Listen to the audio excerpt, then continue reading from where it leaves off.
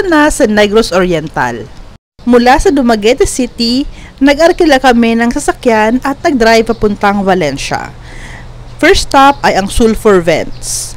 Second stop ay ang Pulang Bato Waterfalls.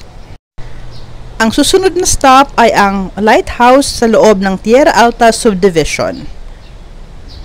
At ang pinakahuling stop namin ng first day ay ang Forest Camp. Ito ang pinakapaborito namin sa mga napuntahan namin noong araw na yon dahil dito ninyo makikita ang cascading waterfalls.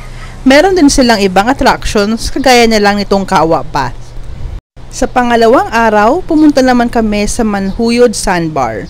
Sa totoo lang, hindi ko ito maire-recommend. Abangan nyo na lang sa vlog kung bakit. Pagdating ng hapon, inikot naman namin ang Dumaguete City, kabilang na ang Silliman University at ang kanilang Rizal Boulevard.